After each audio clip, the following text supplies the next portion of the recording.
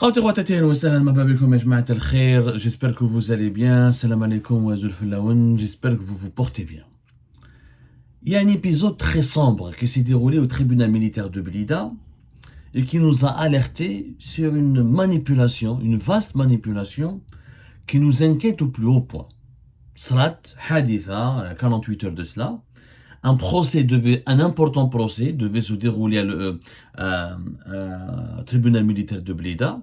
Il n'y a pas eu lieu, ce procès-là a été reporté dans des conditions troublantes et ce procès a été médiatisé de façon totalement manipulée avec le but de le torpiller, clairement, nettement et précisément. De quoi il s'agit? Ce procès, hier, le 13 février 2024, il devait avoir lieu au tribunal militaire de Blida le procès du lieutenant-colonel Tariq Amirat. Le fameux lieutenant-colonel Tariq Amirat, ex-officier des services secrets algériens, de la direction de la documentation et de la sécurité extérieure, la DDSE, qui est le renseignement extérieur algérien, et qui est l'un des personnages les plus sombres, les plus lugubres et les plus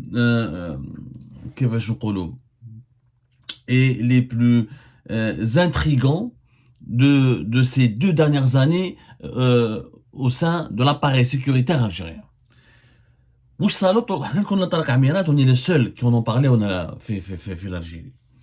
Officiellement, le colonel Tariq Amirat, il était le chef de bureau de l'ambassade d'Algérie à Paris entre 2017 et 2019. Auparavant, il était le responsable, en 2016, il était le responsable du bureau de sécurité de l'ambassade d'Algérie à Rome. Les bureaux de sécurité des ambassades d'Algérie, ce sont des bureaux des services secrets. C'est-à-dire ce sont les services secrets algériens qui ont leur propre bureau, qui, à travers ce bureau, ils assurent de leur coopération, de leur collaboration avec les services secrets du pays hôte, avec lequel l'Algérie a des relations bilatérales. Et ce bureau est utilisé pour surveiller, s'informer, se documenter, faire des rapports sur les intérêts de l'Algérie, comment ils sont représentés dans ce pays-là, ou là sur les mouvements, les activités de la diaspora algérienne présents éventuellement dans ce pays-là. Retenez que le bureau de sécurité est un organisme qui relève des services secrets et qui est géré par la direction de la documentation de la sécurité extérieure, le renseignement extérieur algérien. Tariq Amirat, c'est la deuxième fois qu'il se retrouve en prison. La première fois, c'était l'été 2019, il a été arrêté. Ensuite, libéré début février 2020, après la mort de Gaïd Salah. Parce qu'à l'époque, la DCSA, Direction centrale de la sécurité militaire de l'armée, l'avait arrêté dans le sillage de la chute du régime de Bouteflika. Il a été rappelé à Alger. Le bureau de sécurité de l'ambassade de Paris parce qu'il était proche de Saïd Bouteflika. En réalité, son frère, il a un frère, il était l'ami de Saïd Bouteflika et Saïd Bouteflika était à l'origine de sa promotion à la tête du bureau de sécurité de l'ambassade d'Algérie à Paris alors qu'il était même pas colonel à l'époque. C'est très rare où un capitaine ou là quelqu'un qui a un grade inférieur à colonel puisse diriger le bureau de sécurité de l'ambassade d'Algérie à Paris, qui est le bureau de sécurité le plus sensible, le plus important et le plus stratégique des services secrets à l'étranger. Services secrets algériens. À l'époque, il y a une affaire complot et atteinte à la hiérarchie militaire parce que il avait dirigé une délégation juste avant on était juste après le Hirak, au mois de mars 2019, il y avait une délégation des services secrets français, la DGSE, qui sont venus en Algérie, où lui, il les avait guidés, il les avait accompagnés en Algérie. Ça, c'est le protocole, c'est normal. Le chef de bureau de sécurité de l'ambassade d'Algérie accompagne les délégations des services secrets étrangers qui viennent lors des réunions bilatérales en Algérie, sauf que il se trouve que M. Tariq Amirat a débordé à l'époque de son cadre réglementaire, parce que normalement les services secrets étrangers ne rencontrent que les services secrets algériens, et on avait accusé à l'époque Tariq Amirat d'avoir organisé une rencontre bien Saïd Bouteflika et les services secrets français. Cette accusation, à l'époque, était fallacieuse. Elle n'a jamais été prouvée ou étayée. Et personnellement, j'avais défendu M. Tariq Amirat à l'époque, parce que quand j'ai fait mon enquête, j'avais vu que c'était davantage un règlement de compte qu'autre chose. Sauf que M. Tariq Amirat a totalement changé. Après, quand il a été libéré février 2020, après la mort de Gaïd Salah, printemps 2021, il a été réhabilité au sein de la DDSE, la sécurité extérieure, de l'enseignement extérieur. On lui a donné un poste important, il a été promu lieutenant-colonel. À l'époque, c'était le général-major Noureddin Mahfoud, alias Mahfoud, qui est le plus catastrophique هذا محفوظ normalement هو اللي يتحاسب. Normalement, c'est lui qui doit être habilité en train d'être jugé, parce qu'il était une marionnette, malade, مسكين, un homme totalement مريض, impuissant, خدموا به, يعني il pouvait même pas diriger la DDSE. هذا طارق عميرات, il a été placé à la tête, il était le numéro 2 d'un service important pour la sécurité extérieure, اللي هو la cellule anti-subversion de la DDSE. C'est-à-dire la cellule anti-subversion, c'est un service pour l'enseignement extérieur algérien qui est chargé de neutraliser, ou de gérer, ou de contrôler ce qu'on appelle les éléments subversifs installés à l'étranger. Pour les autorités algériennes, moi par exemple, je suis un élément subversif. Alors que je suis qu'un journaliste. Les journalistes, les blogueurs, les youtubeurs, les militants du Hirak, les opposants à l'étranger, c'est des éléments subversifs. Alors que normalement, les éléments subversifs sont les terroristes et les mouvements radicaux. Mais par sens, on n'a pas le temps de commenter l'idéologie politique du régime algérien. L'affaire est très grave, parce que entre 2021 et 2022, où il a été arrêté, il s'est retrouvé au cœur d'un nouveau scandale, mais cette fois-ci, à juste titre. Et franchement, j'ai fait mon enquête, il n'a rien d'innocent. Le 14 août 2022, il a été arrêté. Il a été placé en garde à vue par les enquêteurs de la Direction Générale de la Sécurité Intérieure, la DGSI, à travers Antal. Ensuite, la sécurité militaire a essayé d'enquêter, mais l'enquête, l'affaire elle a été explosée par la DGSI. Elle est la DGSI. Parce que Tarek Amirat, il se trouve qu'il a été impliqué, il a abusé de son pouvoir. Tarek Amirat, il a une histoire un peu particulière. C'est le fils de Slimane Amirat. Slimane Amirat, un homme très connu dans la hiérarchie du régime algérien. C'était l'ami intime de Boudiaf. C'est lui qui était présent lors de l'assassinat de Boudiaf. C'est quelqu'un qui a été membre de la Fédération de France du FLN. C'est un poids lourd un petit peu, on va dire. Peut-être pas très lourd, mais en tout cas, c'est l'un des poids lourds de la guerre de l'histoire de la guerre de libération nationale. Voilà, il a occupé un rôle très important. Et il a aussi un parcours très controversé, mais son père, c'est pas important. Donc sa mère, qui a gardé le nom qui était l'épouse de Slimane Amirat, elle a gardé toujours des contacts très importants avec le régime algérien. Et la réhabilitation, la sortie de prison de Tarek Amirat, à l'époque, après la mort de Gaït Salah, et sa réhabilitation et sa nomination ensuite au sein de l'enseignement extérieur, est entièrement expliquée par l'influence de sa mère, qui elle-même racontait à Alger qu'elle connaissait personnellement Saïd Chengriha et qu'elle aurait demandé la réhabilitation de son fils et son réintégration au sein des services secrets algériens. Donc je t'arrive au bouc, ce n'est pas n'importe qui Tarek Amirat. Il descend d'une famille importante. C'est le produit du régime algérien. C'est un fils d'un ancien haut responsable important du mouvement de libération nationale et qui a aussi avait des relations très importantes avec le régime algérien. On va pas s'attarder sur la Slimane Amirat parce que c'est pas l'objet de notre émission et ça va durer très longtemps. علاش دخلوه الحبس en août 2022. Slimane Amirat, le lieutenant-colonel Slimane Amirat, on en a parlé في Algérie Part, on a toute une enquête là-dessus. On a été le seul média qui a fait exploser cette affaire. Disons même qu'on avait, de 2021 à 2022, on était le média qui a provoqué indirectement, je dirais, en toute humilité, pour ne pas dire directement, pour rester modeste, l'enquête et on a fait mobiliser une enquête de la DGSI. Parce que Tarek Amirat, mais d'autres officiers importants, dans le renseignement extérieur, ils avaient manipulé la direction centrale de la sécurité militaire. Parce que Tarek Amirat, quand il y a Omar Ouelzmeli, Omar Ouelzmeli, c'était le frère du général-major Sidi Ali Ouelzmeli, qui dirigeait la DCSA de 2020 jusqu'à 2022. Pendant 2 ans. Où Tarek Amirat, avec d'autres collègues, ils ont utilisé leurs fonctions au sein de renseignement extérieur algérien, notamment de la cellule anti-subversion. Ils faisaient des courriers, des faux rapports, ils bidonnaient des rapports, ils inventaient des fausses informations, car des fois ils faisaient même des lettres anonymes. Ils envoyaient ça à la DCSA par le biais de Omar, colonel Omar, qui était le frère du général Sidi Ali Ouelzmeli. Le colonel Omar a été aussi arrêté fin août 2022. Il était en prison Fiblida. On m'a dit qu'elle a été transférée. Nous avons pu apprendre au cours de nos investigations qu'elle a été transférée après à la prison de Koléa pour une affaire civile, pour une affaire de corruption. Donc, les deux têtes pensantes de ce complot, parce qu'il y avait un véritable complot, et Tarek Amirat et un certain nombre d'officiers de la sécurité extérieure, menant une certaine Asia, qui est une civile, mais qui dirigeait le bureau de sécurité du consulat général d'Algérie ici à Paris, qui est place située à Nation, place de la Nation. Un certain commandant Abdelrahman, qui dirigeait le bureau de sécurité du consulat de Créteil, Omar Zmelli. Ils ont essayé ensuite Hossein Boulahia, qui était le supérieur hiérarchique de Tarek Amirat. Il avait été désigné, il avait été cité dans cette enquête, mais lui n'a pas été inquiété, il n'a pas été mis en prison, il a été juste placé sous contrôle judiciaire. Mais l'implication de Tarek Amirat a été démontrée et il a été incarcéré par le colonel Omar. Alors, le colonel Omar et Tarek Amirat, ils ont fait quelque chose d'extrêmement dangereux, qui a été dénoncé par Algérie Part.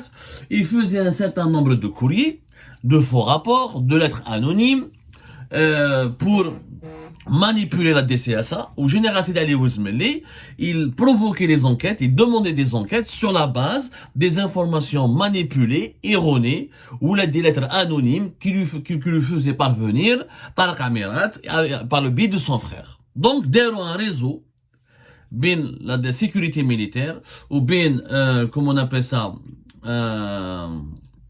de l'enseignement extérieur, pour pour préfabriquer des dossiers et fomenter des enquêtes sur des responsables politiques ou la militaire de l'État algérien afin de provoquer leur chute.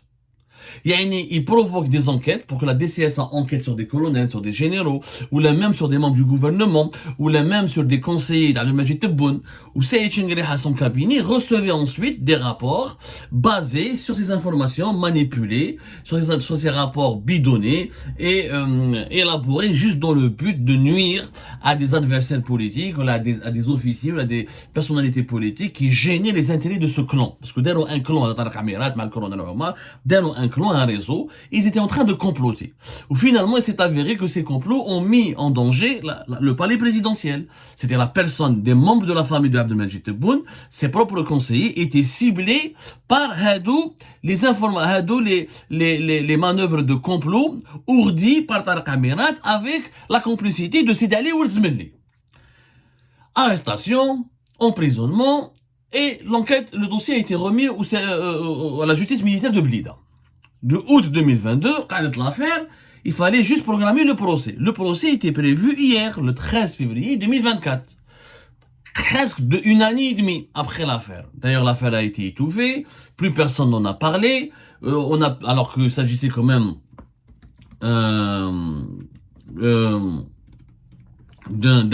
les accusations sont extrêmement graves. Je dis bien extrêmement grave.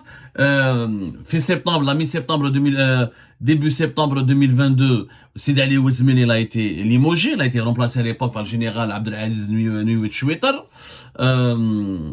alors que son frère était en prison. Lui, il avait été impliqué, il se retrouve sur le banc des accusés, parce qu'on l'avait accusé de vouloir, d'avoir couvert les agissements de ces comploteurs, d'avoir été l'un de leurs complices, parce que des enquêtes et des rapports ont été rédigés, des rapports accablants contre certaines personnalités, dont des conseillers importants de Tebboune et dont certains généraux officiers qui entretenaient des relations personnelles compliquées avec les officiers comploteurs ont été rédigés, des rapports ont été rédigés, et c'est des rapports vraiment accablants et qui auraient pu obliger ou la contraindre la justice militaire à prononcer des placements en détention provisoire, par exemple. Donc, c'était des manœuvres de déstabilisation extrêmement dangereuses. L'affaire Habset, le procès devait commencer hier plutôt, le 13 février 2024.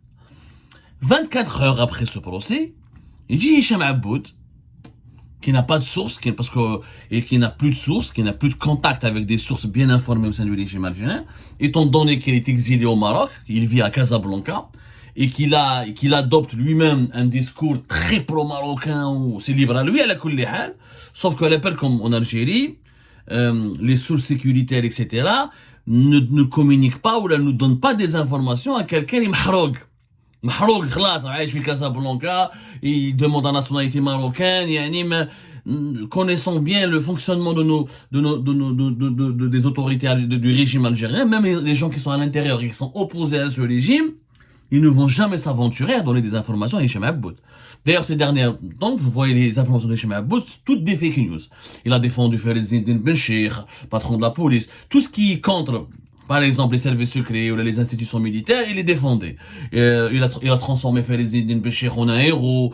Il met les enfants de guerre, voilà, les fake news.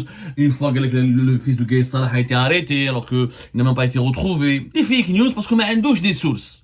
Sauf que, le 12 février 2024, il publie une vidéo dans laquelle il dit qu'il y a un procès, tel qu'on a dans la caméra, que le témoin de ce procès, il donne des informations qui sont vraies. Et c'est vrai que le principal témoin de ce procès, c'est l'ex-consul d'Algérie à Alicante, le colonel, le colonel Boualam Ben Nasser, et dont je vais vous rappeler que nous avons déjà fait une émission sur lui, où Hicham Aboud كبر الحكاية. قال لك soi-disant, parce qu'il y a un seul témoin في البروسي هذايا. Il y a des personnes qui sont placées en détention, d'autres personnes qui sont placées sous contrôle judiciaire, et une personne qui est témoin. Le seul témoin de cette affaire, c'est le colonel Ben Nasser Boualam, qui était l'ex-consul d'Algérie, fi Alicante, et qui a une histoire tout à fait extraordinaire, puisque l'ex-consul Hadaya, je vous l'émission du 14 octobre 2023, on en a parlé, on a donné tous les détails. Il avait été arrêté, il avait été placé en garde à vue parce que en octobre 2023, il avait été soupçonné d'être à l'origine des fuites d'informations qui ont permis à Amir DZ, un autre cyberactiviste établi à Paris, le concernant. À l'époque, Amir DZ parlait de la DDSE, il parlait d'un certain colonel Mouad, qui est actuellement le patron de cette fameuse cellule anti-subversion de la DDSE dont je vous ai parlé tout à l'heure. Et il y avait des informations des accusations extrêmement graves qui avaient fuité, qui a été véhiculées par l'Amir DZ. Et on avait soupçonné Boualam Ben Nasser d'être la source de Amir DZ. Voilà, grosso modo. Il avait été arrêté, Boualam Ben Nasser. En bad, il a été placé en garde à vue, il a été soumis à une enquête, il a été interrogé par les enquêteurs de la DCSA, de la sécurité militaire.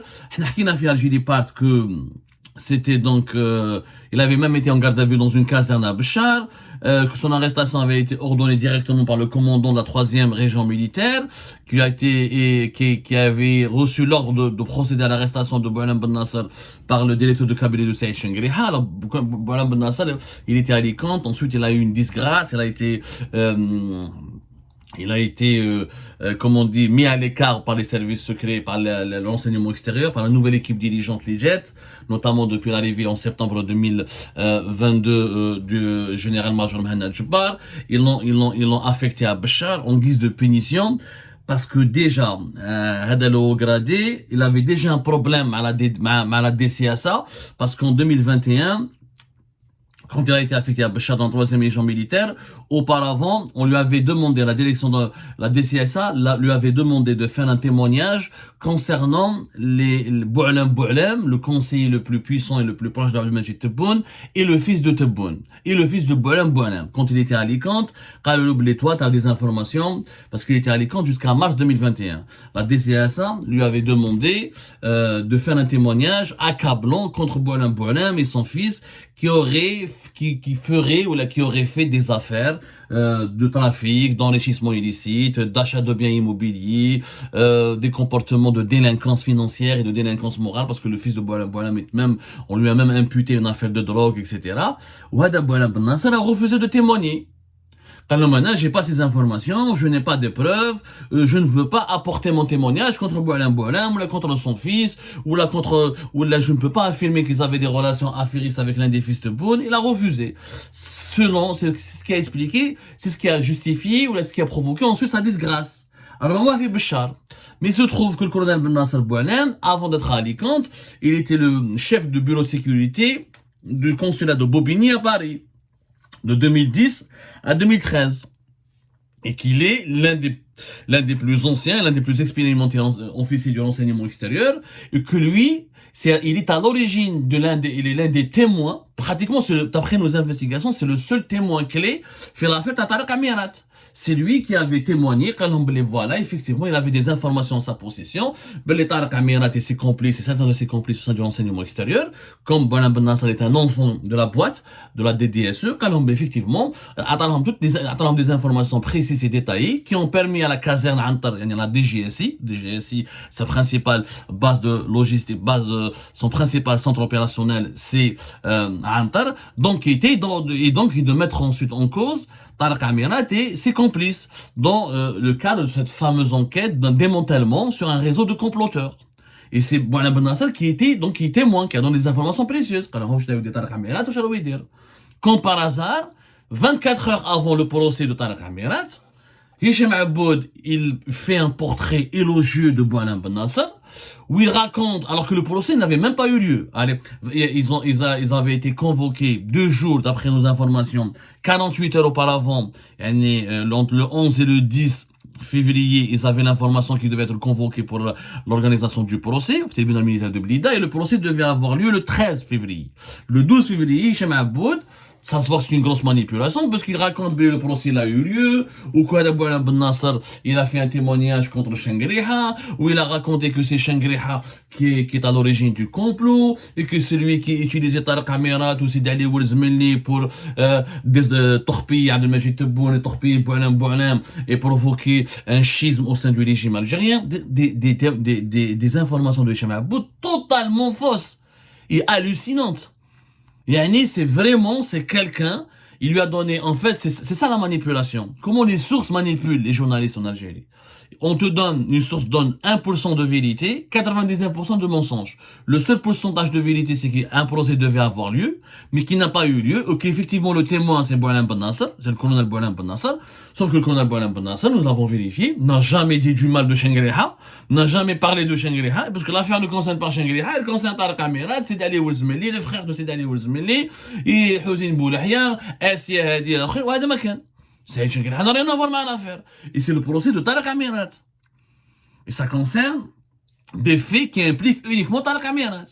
En fait, tellement il y a eu, et Hicham Aboud, il en a tellement parlé sur le témoin, qu'il y a eu des pressions, carrément, on a bien compris que c'était des pressions exercées, il voulait manipuler, ou là, ses sources lui ont demandé de manipuler l'opinion publique pour que le procès n'ait pas lieu, parce que il a sorti des informations compromettantes, donc les conditions d'organiser un procès équitable n'étaient plus réunies, et le jour J, le 13 février, le procès a été reporté. Parce que d'autres accusés ne sont pas venus, le témoin, il était là. Sidi Ali Oulzmilni, l'ex-patron de la DCSA, il était là. Mais les juges, chef Oubelé, d'autres parties n'étaient pas là. Et donc, ils se sont énervés, ils ont décidé de reporter. Mais, comment se fait-il qu'on médiatise ce procès qui se tient à tribunal militaire de Blida? Un peu comme les procès, la justice militaire en Algérie, elle est hyper stricte. Elle est vraiment hyper stricte. C'est-à-dire qu'elle est très, comment dirais-je, elle est très discrète, très peu d'informations circulent, les convocations ont été récupérées via Antar, ce sont des officiers du renseignement extérieur, donc ce sont les services secrets qui étaient uniquement au courant de la tenue de ce procès, qui implique un officier supérieur du renseignement extérieur dans les services secrets, donc c'est une affaire qui est censée rester très secrète. 24 heures auparavant, à la veille du procès, ils ont sorti des informations, ou galou, donc, en fait, ils ont saboté le procès. Il y a des parties, ceux qui ont donné les informations à Hicham Aboud, dans la majorité étaient fausses, parce que le témoin de Boualem Ben Nasser, d'ailleurs c'est pas la première fois qu'il est impliqué, qu'il est médiatisé. Comme il a été arrêté en octobre 2023, c'est lui la source de Amir DZ. Ensuite, il y a eu une enquête, il a été disculpé parce qu'il n'y avait pas de trace. C'est qu'un vieux Bachar apparemment, donc il n'avait rien à voir. On ne sait pas qui sont les sources de Amir DZ. Et c'est rare où Hicham Aboud dit du bien d'un officier du service secret algérien. Donc, qu'est-ce qui se cache? Il y a Anguille sous roche. Ouada Colonel Boualem Ben Nasser n'est pas n'importe qui. Son père, c'était le général Arabi Ben Nasser, qui est mort au début septembre 2005, qui a été l'ex-directeur de la justice militaire.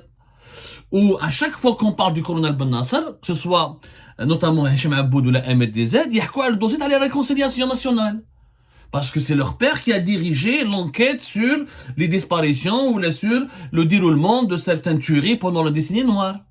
Donc, on a l'impression que le colonel Boualem Ben Nasser et sa famille sont instrumentalisés ou là sont utilisés pour, comment dirais-je, pour torpiller une enquête ou un processus judiciaire qui implique des officiers du renseignement extérieur et de la sécurité militaire. Quand la justice militaire, elle est sous pression et on exerce des pressions sur elle pour l'empêcher de juger convenablement, c'est d'aller au Ismaili ou là notamment à Tariq Amirat. On a l'impression que cette affaire du complot qui implique des officiers influents, on cherche à l'étouffer. Il y a des vérités gênantes qu'on cherche à étouffer. Et ça m'inquiète. Ça m'inquiète d'ailleurs, qui fait l'information, c'est de l'enseignement extérieur. Parce qu'ils ont récupéré leur convocation le lendemain, et juste après, le 13 février, le procès devait avoir lieu. Donc, l'information ne peut provenir que de l'enseignement extérieur. Donc, Nas a été mettre des informations exprès, dans un but bien précis, pour torpiller ce fameux procès. Dans les révélations ou dans les conclusions, risque d'ébranler encore davantage l'institution militaire, parce qu'il y avait un réseau de comploteurs qui ont comploté, qui ont fait du mal et qui ont porté un préjudice à l'intégrité morale de l'État, parce qu'ils voulaient provoquer la chute de dirigeants civils et militaires en instrumentalisant ou en manipulant la DCS, la Direction Centrale de la Sécurité de l'Armée. C'est une affaire hyper dangereuse, très très inquiétante. Algérie poursuit son enquête et on reviendra là-dessus. Mais faites attention aux manipulations, faites attention à vos sources, faites attention à ce qui est dit. Ce qui a été dit dans la vidéo de Hicham Aboud est totalement faux. Le procès a été reporté hier, il devait avoir lieu le 13, il ne devait pas avoir lieu le 12. Le témoin n'a pas du tout parlé de Chengreha. Il n'a jamais accablé Chengreha.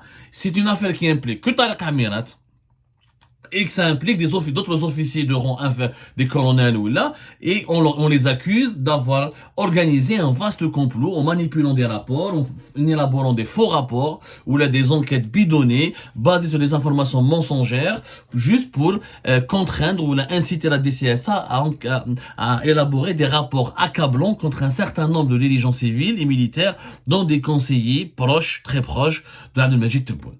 C'est ça la vérité pour le moment, et nous la disons, nous la décrivons en toute honnêteté, sans aucun parti pris, parce que nous n'appartenons à aucun clan.